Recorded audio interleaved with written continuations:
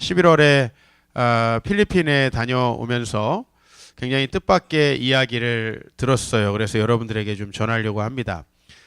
저희가 필리핀에 선교하는 마을들은 뭐 한국으로 말하면 아주 농촌에 해당하는 지역이고, 또 그 중에 일부는 이렇게 굉장히 어려운 환경을 맞이해서 이렇게 집단적으로 좀 모여서 거주하는 그런 그 수도가 없는 지역들입니다. 그런 낙후된 마을에서 굉장히 아름다운 이야기가 하나 있어서 여러분들에게 소개해 드리려고 합니다.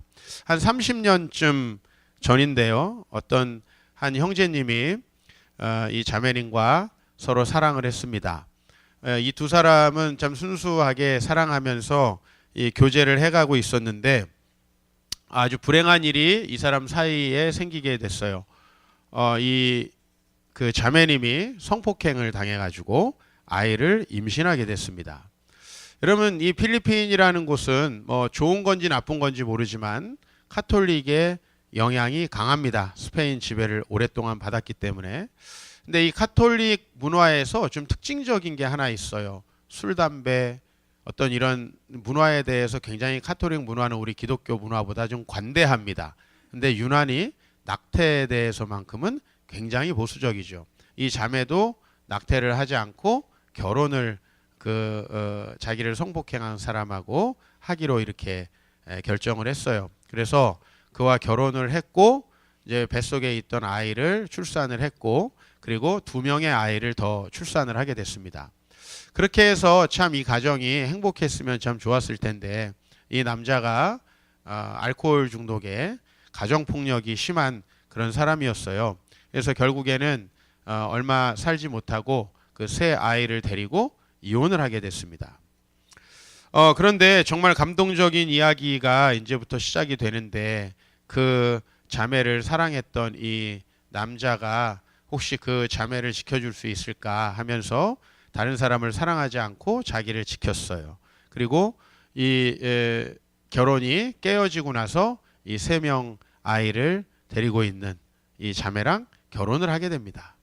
그리고 지금 벌써 25년 정도가 지났는데, 이 3명의 이제 아이들을 다 자기가 수고해서 교육을 시켜가지고 이제 사회생활을 하게 되었고, 이제 두 사람 사이에서 아이를 하나 출산하게 됐어요. 그래서 여자아이를 하나 출산하게 됐는데, 이제 그 아이가 저희 이종식 선교사님의 품에서 자라서 이제 대학교를 졸업하게 되었고, 그리고 그 아이가 이제 저희가 지금 선교하는 한 마을의 지도자가 돼서 지금 주일마다 교회를 섬기고, 대학을 졸업하고 한 5, 60만 원 정도 받을 수 있는 필리핀에서는 대단히 좋은 직장에 취업을 했는데, 이제 올해 그 직장을 그만두고 APNTS라고 하는 학교, 그러니까 아시아 태평양 나사렛 신학대학원이라고 우리 한국말로 그렇게 할 수 있을 텐데,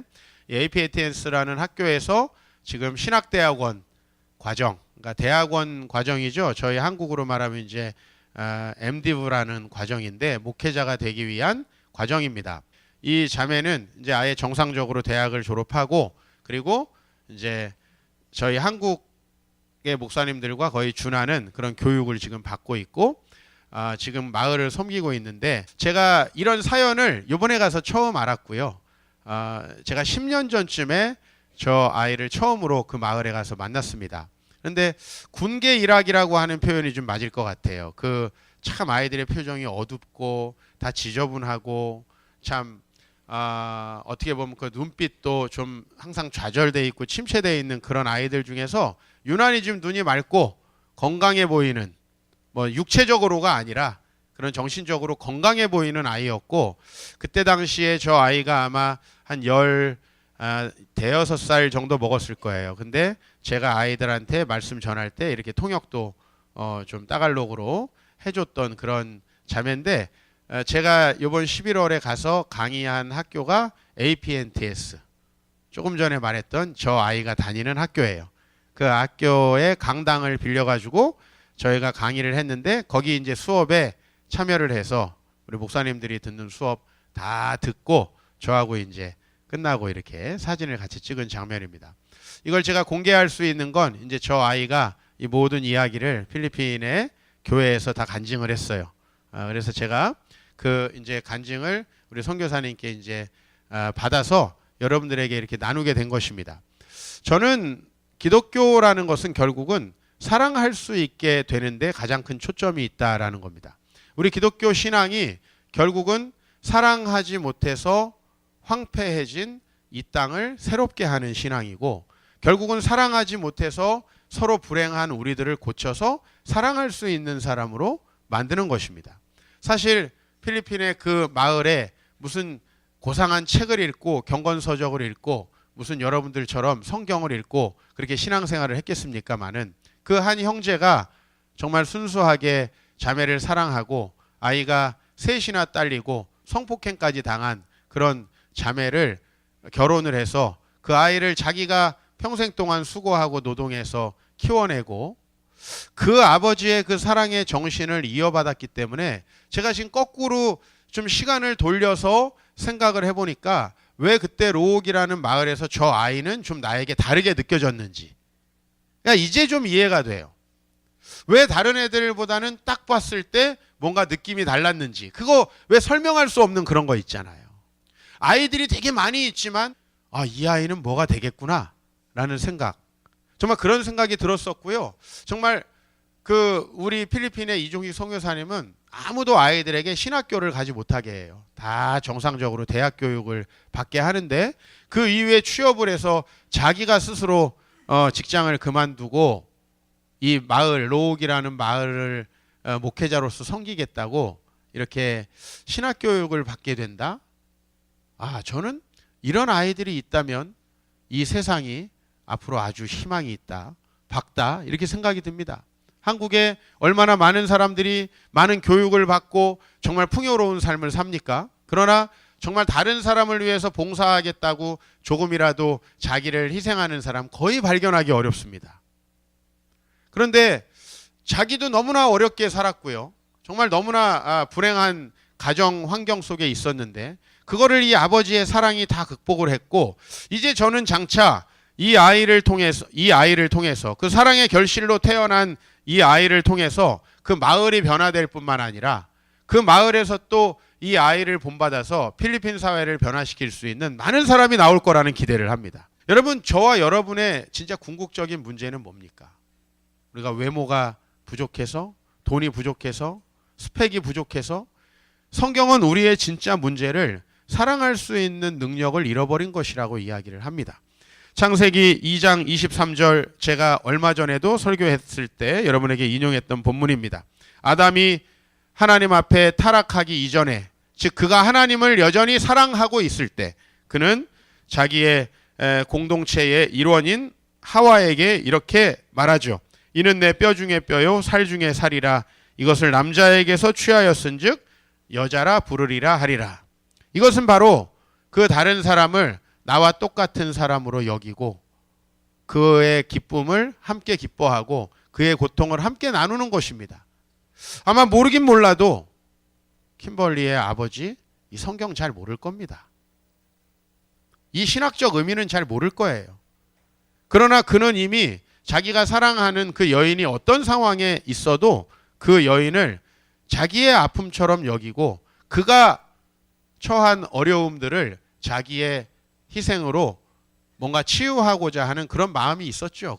그러나 오늘 이 가정 혹은 공동체, 이 아담과 하와가 이루고 있는 이 공동체가 장차 어떻게 됩니까?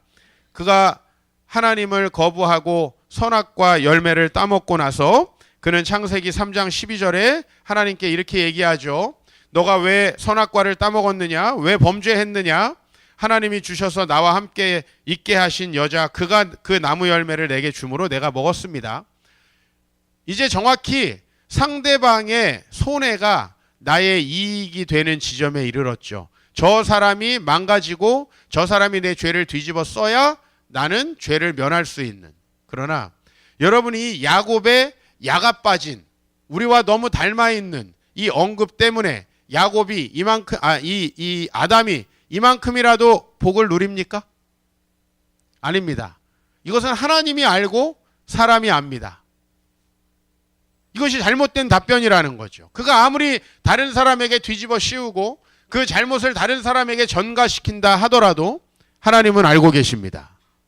그리고 그가 그렇게 다른 사람에게 자기의 죄를 전가시키려는 이 불의하고 부정한 마음들, 제가 여전히 교회에서나 가정에서도 여전히 발견할 수 있는 이 마음들, 바로 이것이 저와 여러분들이 하나님 앞에 구원받아야 하고 우리가 새롭게 되어져야 하는 이유라는 것입니다. 여러분, 이 가정의 불행은 여기서 끝나지 않습니다. 자녀들이 어떻게 되는지 4장에 나오죠. 이 형은 동생이 하나님께 인정을 받고 자기는 인정받지 못한다는데 분노했습니다. 즉 정확히 저 사람이 잘 되는 것이 나에게 손해라고 인식하는 거예요.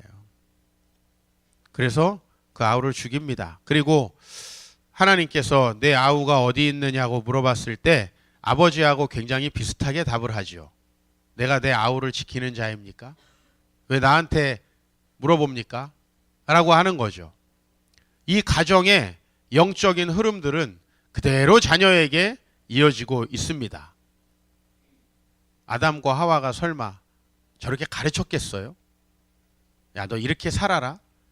그건 가르쳐서 전수되는 게 아니거든요. 뼛속 깊이 그냥 흘러가는 겁니다. 그 모습이, 그 형상이 그대로 흘러가는 겁니다. 여러분, 이 가정이 자녀들을 망가뜨리고 그 자녀가 세상을 어떻게 망가뜨립니까? 이제 우리는 가인의 후에 라멕의 이야기를 조금 뒤로 가서 보겠습니다. 네, 오늘 여기서 사실, 팩트는 뭐냐면 라멕이 많은 사람들을 죽이고 괴롭혔다는 것입니다. 근데 오늘 라멕은 이거에 대해서 핑계를 대고 있어요. 내가 상처받았기 때문에, 내가 다쳤기 때문에, 내가 아프기 때문에 나는 다른 사람을 죽였다는 것입니다. 여러분, 이렇게 세상이 망가졌다라고 창세기는 이야기를 하고 있습니다. 우리가 하나님을 사랑하지 못하고 사람을 사랑하지 못하기 때문에 이렇게 되었다고 이야기를 하는 겁니다. 그러나 사람들은 이 진단에 별로 동의하는 것 같지 않아요. 내가 지금 불행한 건 이것 때문이다라고 자기의 죄를 직면하지 않는 것 같습니다. 그러나 성경은 분명히 우리가 사랑하는 능력을 상실해 버렸다는 겁니다. 사촌이 땅을 사면 배가 아픕니다. 무슨 느낌인지 아시겠죠? 왜? 느껴봤으니까. 그게 우리의 본질입니다. 심지어는 내가 힘든데 내 남편이 편한 거 못 보고, 내 남편은 열심히 일하는데 아내가 편한 거 못 봅니다. 공평해야 되는 겁니다. 언제부터 이 가정이라는 곳이 따지는 곳이 됐어요. 언제부턴가 교회라는 곳이 따지는 곳이 됐어요. 목사님, 왜 나만 일해야 됩니까? 가 아니라 내가 봉사함으로 다른 사람이 평안하게 예배 드릴 수 있는 거 아닙니까? 하나님이 원하시는 사람은 이런 사람이고, 이 교회가 왜 우리만 해요? 다음번에는 저 사람 시키세요 라고 하는 이런 따지는 합리적 사고가 지배하는 사회라면 그것이 어떻게 되겠어요? 오늘 성경은 우리가 합리적이지 않고 이성적이지 않기 때문에 불행하다라고 이야기하지 않는 거예요. 오히려 합리적이고 이성적으로 우리가 우리의 이익을 관철시키려고 하기 때문에 이렇게 불행하다라고 이야기를 하고 있습니다. 그것이 바로 우리의 가장 큰 문제라는 겁니다. 우리가 살아가면서 좀 이해 안 가는 지점들이 가끔 생기죠. 여러분, 이렇게 푸념할 때가 있을 거예요. 내가 이 일을 왜 해야 되는가?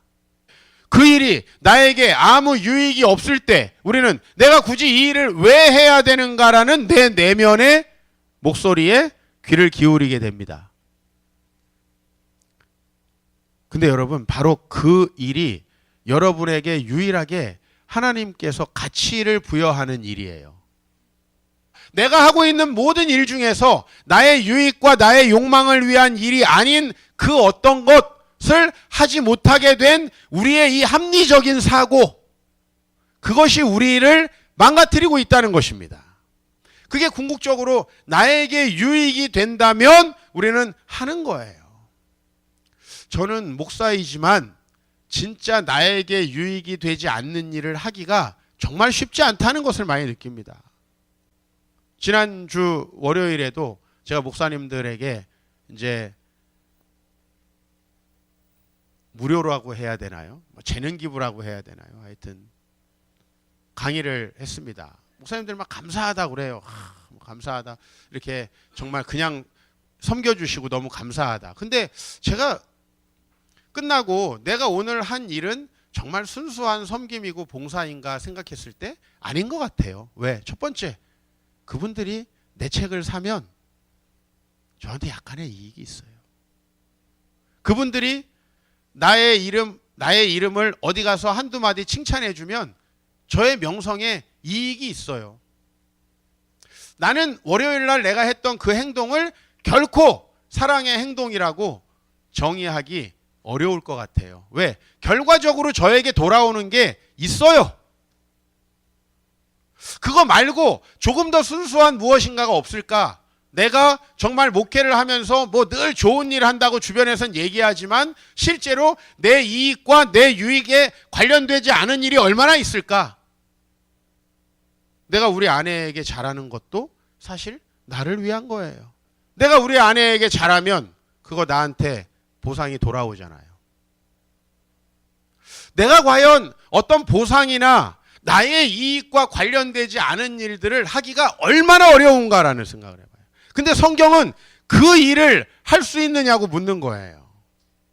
그 일을 할 수 있냐고. 근데 우리는 그런 일을 할 때 어떤 생각이 들죠? 내가 그걸 왜 해야 되는가라고 하는 내 내면의 합리적인 질문이 올라온다는 거예요. 여러분의 스케줄에서 제일 먼저 시간 없으면 지워지는 거 뭐예요? 정말 다른 사람을 위한 일이에요? 여러분을 위한 일이에요? 아마 대부분 다른 사람들을 위한 일이 먼저 지워질 거예요. 그래서 저는 솔직히 이거 말하면 여기저기 다니면서 강의도 하고 뭐 재능 기부도 하고 하지만 저는 사례비를 안 주는 데는 안 갈 수가 없어요. 왜요?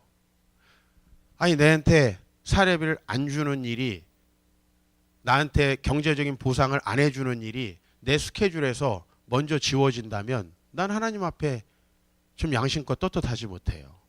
경제적 이익이 주어지기 때문에 내가 그 일이 우선돼서는 안 된다.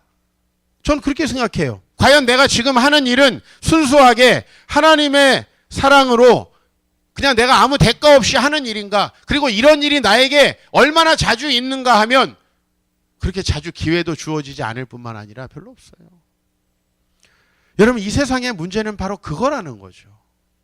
언젠가부터 가정에서 서로 가사일을 몇 프로 분담하는지 따지게 되었어요. 물론 남성들의 잘못에서 비롯됐겠죠. 안 하려고 하니까. 원래 안 하던 걸 계속 안 하려고 하니까. 그러나 그것을 합리적으로 따져서 퍼센테이지를 정하고 너는 뭘 했냐라고 따지는 것이 우리 인류에게 답을 주지 못한다는 것입니다. 교회도 마찬가지예요. 목사의 권리를 어디까지 제한하고 성도들의 권리를 어디까지 제한해야 되는가, 이런 것들이 우리 교회를 회복해내지는 못합니다. 그래서 저는 우리 기독교계의 지도자는 아니지만 김수환 추기경을 많은 사람들이 바보라고 하잖아요. 바보가 대접받는 시대예요. 바보가 영적 지도자가 되는 시대예요. 저는 많은 사람들이 저를 보고 좀 이해 안 가는 지점들이 있었으면 좋겠어요. 목사님, 저거 뭐 그렇게 힘들게 저 이해 안 가는 일을 할까? 제가 교회를 개척할 때 아이고 일종의 내적 확신이 있었어요. 왜냐하면 어떤 목사님도 이걸 하라고 안 하더라고. 그래서 이거는 그렇게 돈 되는 일, 나에게 이익 되는 일은 아니겠구나. 이거는 좀 해도 되겠구나. 오히려 거꾸로 때때로 우리는 좀 이해 안 가는 일, 여러분 주변에 있는 예수 믿지 않는 사람들에게 뭐 교회 다니는 사람이 저러냐 이렇게 손가락질을 받는 게 아니라, 야, 저 사람은 어떻게 저렇게 할 수 있을까? 야, 나 같으면 못할 텐데. 약간 이해 안 가는 좀 그런 것들이 우리에게 있어야 한다는 거죠. 왜? 사람들은 자기의 이익에 대해서는 너무나 합리적이고 너무나 이성적이기 때문에. 그러나 여러분, 우리는 이 라멕, 그 위로 올라가서 가인, 그 위로 올라가서 아담과 하와 이후에 만들어진 이 세상을 회복하기 위해서 하나님께서 우리를 부르셨습니다. 그래서 여러분, 창세기 4장이 마치고 나서 창세기 5장에 다시 한번 여러분에게 굉장히 익숙한 본문이 등장을 합니다. 사실 이 얘기, 하나님이 사람의 모양대로 지으시되, 이 얘기는 우리가 1장에 나오는 걸로 알고 있잖아요. 그죠? 그러나 이 이야기는 5장에 또 나옵니다. 즉 인류가 이렇게 망가졌어 라고 하는 얘기를 4장까지 마치고 5장에 다시 이야기를 합니다. 그러나 당신들은 누가 창조한 거냐면, 하나님이 어떻게 창조한 거냐면 자신의 모양대로 창조했다는 거죠. 여기에서 우리는 어마어마한 가능성을 발견하는 거예요. 그냥 우리가 이 세상을 보면, 인류를 보면, 우리 이웃들을 보면 가능성 없는 세상이죠. 어떻게 이런 인간들이 있는가라는 생각이 들죠. 그리고 가끔 우리는 우리에게도 그런 생각이 듭니다. 그러나 오늘 말씀은 그렇게 이야기하지 않고 하나님이 사람을 창조하실 때 하나님의 모양대로 지으셨다는 겁니다. 즉, 이 말씀 안에는 우리가 원래 이렇게 창조된 게 아니라, 우리가 원래 이렇게 이익에만 밝았던 그런 사람이 아니라, 내 유익에 대해서만 합리적인 사고를 했던 사람이 아니라, 우리는 원래 서로 사랑할 수 있는, 왜? 삼위일체 하나님이 서로 사랑하시고, 그 삼위일체 하나님이 그 안에서 서로 교제하시면서 서로에게 순종하셨던 것처럼 우리도 원래 그런 모습을 가지고 있었다는 것입니다. 여러분이 너무나 오랫동안 그런 모습이 없었다 하더라도 여러분 원래 그런 사람은 아니에요. 이런 말은 절대 하지 맙시다. 우리 남편 원래 그런 인간이에요. 하지 말자고. 성경과 달라요. 그죠? 아무리 그 말이 맞아 보여도 주님과 만나지 않고 회복되지 않아서 그런 거지, 원래 그런 사람은 없는 거예요. 이게 우리가 확고하게 믿고 있는 말씀이에요. 이 교리를 믿어요. 하나님이 사람을 창조하실 때 하나님의 모양대로 만들었다는 거. 지금 비록 우리가 하나님을 사랑하지 못하고 망가져 있지만 우리는 분명히 회복될 것이라고 하는 걸 저는 믿습니다. 그것이 제 소망의 근거이고 제가 제 삶을 지탱할 수 있는 거예요. 내가 이런 모습으로 죽을 때까지 그건 아니에요. 더 나아질 거라는 기대가 있기 때문에 저의 삶이 가능합니다. 여러분의 가정이 지금 그대로 현실적으로 보면 도저히 안 되겠죠. 그러나 우리의 진짜 문제는 뭔지 아세요? 우리가 이 세상의 스펙, 이 세상의 재물, 이 세상의 권세, 소유에 신경 쓰면서 내가 하나님을 만나서 변화되는 데에는 주일 이 1시간 집중하는 것도 어려워한다는 거예요. 여러분, 시간을 그렇게 짧게 투자하고 내가 변할 거라고 생각하는 거, 그거 이상한 거 아니에요? 하루 15분 영어 공부하고 1년 하면 원어민처럼 될 수 있다. 사기 아니에요? 우리의 진짜 문제는 우리가 우리 이익에만 너무 밝고 우리가 결코 손해보는 짓을 안 하려고 하는, 그래서 내가 손해보는 짓을 하려고 할 때는 내 내면에 알람과 알러지가 생기는 그 우리의 이 완악함 때문이라고 하는 거죠. 그것을 여러분이 하나님 앞에서 회복하면요, 우리 정말 하나님의 모양으로 회복될 줄 믿습니다. 하나님의 형상과 살아가는 우리의 이웃들이 얼마나 행복하겠습니까? 우리가 이렇다는 자체도 알 수 없는데요. 로마서 5장 6절에 보면 우리가 아직 연약할 때에 기약대로 그리스도께서 죽으셨다라고 이야기를 합니다. 기약대로라는 말은 시간이 됨에 따라 하나님이 정해놓으신 역사적 그 시간표에 따라서 그리스도께서 죽으신 거예요. 왜냐하면 우리는 우리의 문제가 뭔지를 모른다니까요. 여러분, 문제가 뭔지를 모르는데 어떻게 문제를 풉니까? 그렇죠? 사실 우리의 인생에 수많은 문제들이 수학보다 더 복잡하게 있어요. 근데 우리는 그게 뭐 제가 좀 바뀌면 되고 얘가 좀 바뀌면 되고 절로 이사 가면 되고 뭐 친구 좀 다른 사람 만나면 되는 줄 알더라고요. 아니란 말이에요. 성경이 얘기하는 건 뭐냐면 우리의 문제, 우리의 가정에, 우리의 삶에, 우리의 이 직장에, 우리의 자녀들에 생기는 모든 문제들의 근원은 내가 하나님을 사랑하지 못하기 때문에 다른 사람을 사랑할 수 없게 된 데서 비롯됐다는 것입니다. 성경이 너무 감사한 이유는 뭐냐면 예수 그리스도를 통해서 우리가 이전에 무슨 문제가 있었고 그 문제가 어떻게 해결될 수 있는지를 너무나 명확하게 보여주셨다는 거예요. 오늘 이 예수께서 우리를 위해 오셨다는 사실이 여러분의 인생 문제를 푸는 키예요. 그리고 그분이 어떻게 푸는지를 보여주시는 거예요. 그것은 바로 하나님의 사랑이죠. 5장 8절에 보면 우리가 아직 죄인 되었을 때 그리스도께서 우리를 위해 죽으셨다 그래요. 근데 그 앞에 무슨 말씀이 있냐면 오늘 여러분이 읽었지만 의인을 위하여 죽는 자가 쉽지 않고 선인을 위하여 용감히 죽는 자가 혹 있거니와 이렇게 얘기를 해요. 여러분 솔직히 얘기해서 자 어느 위대한 지도자 그러면 솔직히 그 일을 위해서 수고하려는 좀 제자들이 생기잖아요. 그렇죠? 어떤 위대한 위인이 있으면 그 사람의 정신을 본받으려는 사람들 좀 생기잖아요. 그렇죠? 어떤 위대한 장수가 있다면 뭐 삼국지가 사실이라면 유비를 위해서 많은 장수들이 피를 흘리잖아요. 그러나 죄인을 위해서 죽는 사람은 없다는 거예요.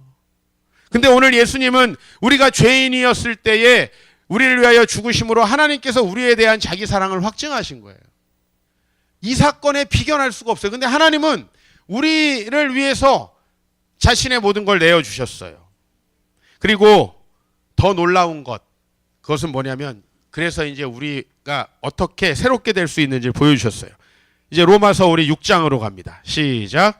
만일 우리가 그의 죽으심과 같은 모양으로 연합한 자가 되었으면 또한 그의 부활과 같은 모양으로 연합한 자도 되리라. 우리가 그리스도의 죽으심과 함께 연합하라. 이 얘기는 뭐냐면 우리가 아까 전에 얘기했듯이 그렇게 우리의 이익에만 밟고 우리가 다른 사람을 사랑할 수 없는 자라는 사실을 철저히 인정하고 우리에 대해서 실망하고 애통하고 아파하면 그것이 죽는 거죠. 근데 놀라운 것은 그의 부활과 같은 모양으로 연합된다. 여러분 부활을 했다라는 건 뭐냐면 이제 이것은 새로운 종류의 몸이에요. 새로운 종류의 실존이에요. 그러니까 예수님이 이 세상에 오셔서 가지고 계셨던 몸은 우리와 같은 몸이었는데 그가 부활하고 나서 가지신 몸은 분명히 영존하시는 몸이 된 거예요. 이거 뭔가 다른 거죠. 그러니까 우리가 부활에 동참한다는 건 여러분이 죽은 다음에 천국 간다라는 단순한 이런 의미 훨씬 이상의 것을 가지고 있어요. 여러분이 바로 지금 여기에서 과거와는 전혀 다른 종류의 삶을 살 수 있다라는 가능성을 보여주는 거예요. 이 가능성이 어떻게 가능하냐면 그 십자가에 죽으신 예수 그리스도와 연합할 때 가능해진다는 거죠. 여기서부터 저와 여러분들은 이성적으로 이론적으로 설명할 수 없는 대단히 신비스럽고 다른 사람들이 보면 미친 거 아니야? 이럴 수밖에 없는 기독교 신앙의 정수로 접어드는 거예요. 여러분 이 앞에까지는 다 여러분이 봤던 다른 신화에서 나오는 다른 인문학에서 나오는 문제의 제시와 해법과 비슷할 거예요. 그러나 그래 우리 어떻게 해결되느냐? 불교는 어떻게 해결된대요? 우리 사단 팔정도 열심히 수련하라는 거예요. 그죠? 헬라 철학이 어떻게 우리한테 얘기를 합니까? 진리를 찾고 참을 찾아서 철인이 되라는 거예요. 어떤 감정에도 흔들리지 말고 용기와 지혜와 덕성을 가진 철인이 되라는 거예요. 어떻게 되죠? 근데 그게? 어떻게 되죠? 못 돼요, 그거. 못 된다는 거예요. 근데 오늘 기독교 신앙은 그 안에서 도저히 우리가 이해할 수 없는 이야기, 이거 여기서부터는 여러분들이 목사님도 이성적인 줄 알았는데 신비주의자구나 라고 얘기할 수밖에 없는 어떤 영역으로 넘어가요. 그게 바로 우리 8장에 나와요. 새로운 종류의 삶이 우리 안에 거하게 되는데요. 그것은 다 부활과 관련되죠. 오늘 여기 보면 예수를 죽은 자 가운데서 살리신 이 누구예요? 하나님이에요, 사실은. 근데 하나님을 어떻게 표현하냐면 죽은 자 가운데서 살리신 이의 영, 성령이에요. 그가 우리 안에 거하시면 그리스도 예수를 죽은 자 가운데서 살리신 이 그 자체 하나님께서 그 성령으로 말미암아 우리의 죽을 몸을 살리신다. 변화시키고 새롭게 하신다는 거예요. 이거에 대해서 제가 여러분들에게 경험적인 이야기를 할 수밖에 없는데 우선 첫 번째로는 이게 내가 하고 싶은 대로 내 욕망대로 하는 모든 일들이 좀 후회스럽게 되더라고요.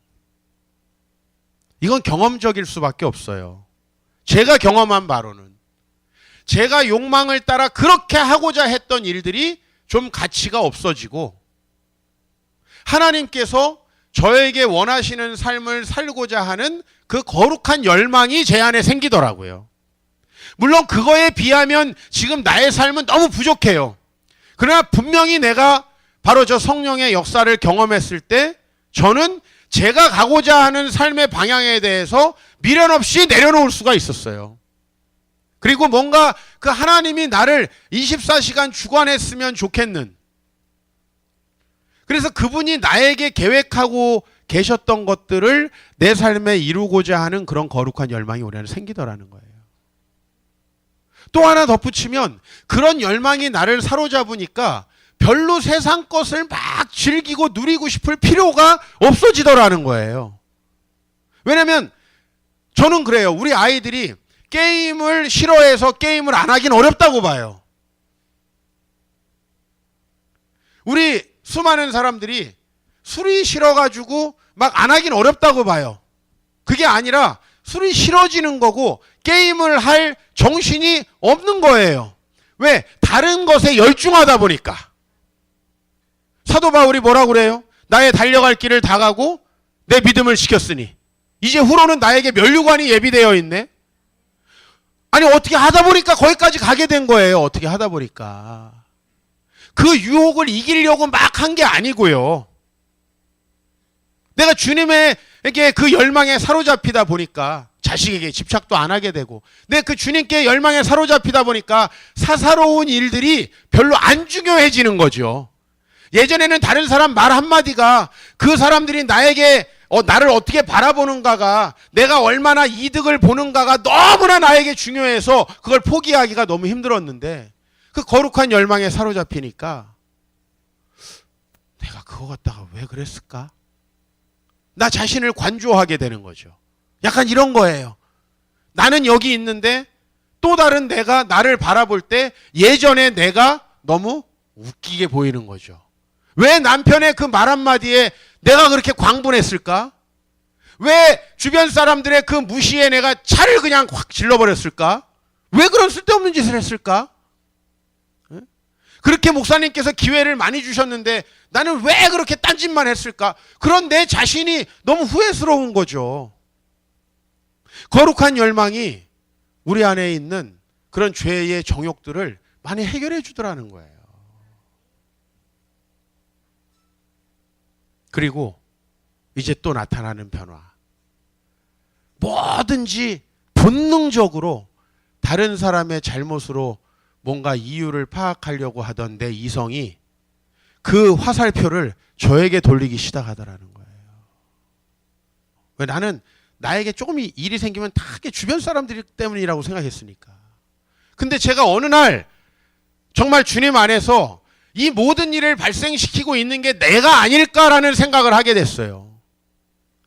이 모든, 지금 그래, 내가 지금 되게 불편해, 힘들어, 짜증나. 근데 이 일들이 혹시 내게서 나가서 다시 나에게 오는 거 아닌가? 나는 멀쩡한데 저 사람이 나를 그렇게 한다고 생각을 했어요. 그리고 보니까 그 사람을 그렇게 행동하게 만드는 게 나였더라는 거예요. 내가 너무 억압하니까 하는 척하고 거짓말하게 하는 것도 나 때문이더라고요. 내가 너무 억압하니까, 무서우니까 하는 척하는 거예요, 내 주변 사람들이. 그리고 너 왜 거짓말했어? 아니 그때 거짓말 안 하면 죽을 것 같은데 어떻게? 내가 그렇게 행동을 했던 거예요. 그때 거짓말이라도 안 하면 정말 뼈 부러질 것 같이 생겼는데 어떻게 안 한다고 해? 그렇게 해놓고 왜 거짓말했어? 거짓말 도저히 못하게 해놓고, 내가 건강한 사람을 그렇게 망쳐놓고 그 사람이 나한테 그러면 너 안 건강한 애구나, 아웃. 내 인간관계가 그랬다라는 것을 내가 20대에 알게 됐어요. 이게 다 내가 주님을 만나고, 몰라요, 이걸 1년에 오늘 다 정리해서 여러분에게 이야기할 수는 없을 것 같아요. 그러나 분명히 내가 나의 죽을 몸에 대해서 인식을 하고 있습니다. 그러나 그 죽을 몸을 하나님께서 변화시키는, 이건 결코 뭐 하늘나라에 가서 변화시키는 게 아니라 지금 여기 삶의 자리에서 변화시키는, 그 어떤 말할 수 없는 것들이 저에게 찾아오고 나서 얼마나 그것이 내 삶의 유익이 되는가. 저는 개인적으로 아주 한국교회의 아픔과 어려움에 대해서 많이 경험한 사람이에요.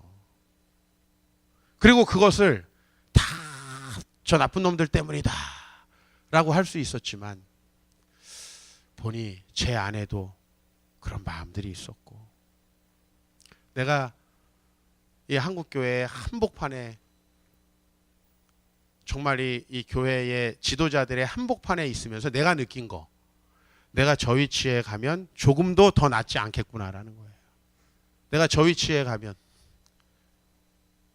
우리 세상의 빛 교회는 저에게 안전장치예요. 뭐 먹을 게 있어야지. 왜 저에게 욕망이 없겠어요? 왜 사나이인데 이 세상을 호령하고 싶은 나폴레옹 같은, 그렇게 되고 싶은 저에게 왜 그런 야망이 없겠어요? 저는 많은 사람이에요. 그러나 하나님께서 저에게 그런 상황들을 거치면서 이 문제에 대한 해법들 철저히 내 자신의 변화에 기초해서, 물론 구조적인 것들을 무시하고 나에게 책임을 돌린다 이런 얘기는 아니고요. 철저하게 답을 찾자. 제가 분명히 제 죽을 몸에서부터, 제 이 사망의 몸에서부터 조금씩 벗어나고 있는 것만은 확실합니다. 그래서 교회 안에서 벌어지고 있는 일들에 대해서도 여러분들에게 책임을 돌리는 게 아니라 제가 제 안에서 함께 이걸 풀어나가고 함께 뭔가 하려고 노력하는 거예요. 분명히 주님께서 우리 안에 거하시면 우리가 바뀝니다. 그래서 옛날에 여러분의 모습이 도저히 이해가 안 되고 창피하게 되는 그날이 옵니다. 그 대조가 아주 확실하면 좀 은혜로운 간증이 되는 거예요. 그 비포 애프터가 확실해야 우리 성형외과에 걸리잖아요. 예? 비포 애프터가 확실하면. 영적으로 그런 비포 애프터가 확실해야 여러분 누군가에게 예수를 소개할 수 있는 거예요. 오늘 하나님이 그 말씀 우리에게 주세요. 로마서 8장 21절. 그 바라는 것은 피조물의 썩어짐의 종노릇한 데서 해방되어 하나님의 자녀들의 영광의 자유에 이르는 것이니라. 여러분, 하나님의 자녀들이 정말 기쁘고 행복하게 자신 안에 있는 거룩한 열망을 따라 살아가고 있는 그 모습을 피조물의 모든 썩어짐의 종노릇하는 데에서 고통당하고 있는 사람들, 여러분, 한국이 간통죄 합헌해주면 행복합니까? 사람은 절대 부부 안에서 벗어난 성을 즐기면서 행복할 수 없어요. 낙태 합헌 결정 내려가지고 자유롭게 아이들 죽일 수 있으면 아름다운 사회 될 것 같죠? 몇 명 미혼모들의 사연 가지고 낭만적인 접근하면 안 됩니다. 이 세상이 이렇게 우리의 죄와 우리의 허물을 정당화하면서 가면 우리 모두가 행복한 사회가 될 것 같죠? 아니에요. 우리 인간은 하나님의 모양대로 창조됐고 거룩하고 정결함을 산 삶을 살 때 행복할 수밖에 없어요. 그게 우리 본성이에요. 이것을 거슬러서 내가 하는 모든 행동을 정당화시키려는 것은 결국 우리의 장난에 불과한 거고, 그건 결코 우리를 행복하게 할 수 없어요. 그렇다면 우리보다 더 먼저 2000년 전에 로마의 귀족들이 세상에서 가장 행복했겠죠. 왜? 그들은 정말 어마어마한 걸 누렸으니까요. 그러나 로마 사람들은 그 삶에 행복하지 않았던 거예요. 그래서 그 안에서 기독교 신앙을 받아들인 거예요. 정말 재미없고 무미건조해 보이는 기독교인들의 신앙을 받아들인 거예요. 그래서 예수님 죽으시고 300년 후에 로마가 기독교화된 거예요. 그게 정말 좋았으면 왜 그들이 일부 일처제를 주장하고 엄격하게 성을 제한하고 먹을 것도 금욕하고 적게 먹게 만드는 이 기독교 신앙을 따랐겠습니까? 그 로마 사람들, 이 로마의 귀족들을 봤을 때 도저히 로마의 서민들은 저게 행복이 아니라는 걸 알고 있는 거예요. 여러분이 지금 재벌들을 보면서 이 땅에 성공한 사람들을 보면서 저게 행복이다 이런 생각이 듭니까? 절대 그렇지 않습니다. 여러분 주위 친구들이 애인 몇 명 두고 있고 아이고 아내 말고도 누구랑 여행 간다. 그 즐거워 보입니까? 우리처럼 이 우중충한 형제들 나와가지고 같이 선교 가고 이게 훨씬 더 깨끗하고 즐겁습니다. 진짜예요. 술 없이 맨정신으로 새벽 2시, 3시까지 주님 얘기할 수 있는 이런 거룩한 공동체가 어디 있어요? 그게 진짜 우리를 만족시킨단 말이에요. 우리의 영혼을 진짜 만족시킨단 말이에요. 그리고 그런 여러분들을 통해서 여러분의 자녀들을 통해서 이 세상을 변화시킬 지도자들이 나온단 말이에요. 취직해가지고 먹고 사는 애들이 나오는 게 아니고 이 세상을 변화시킬 지도자들이 나온다는 거예요. 여러분 그렇게 우리에게 사랑의 능력이 회복됐으면 좋겠습니다. 우리의 문제, 스펙이나 돈이나 외모나 우리의 경제력에 있는 거 아니에요. 그것들이 좀 여러분 불편하게 할지 모르지만 우리 진짜 문제는 사랑할 수 없는 데 있어요. 다들 사랑하게 되시기를 주의 이름으로 축원합니다.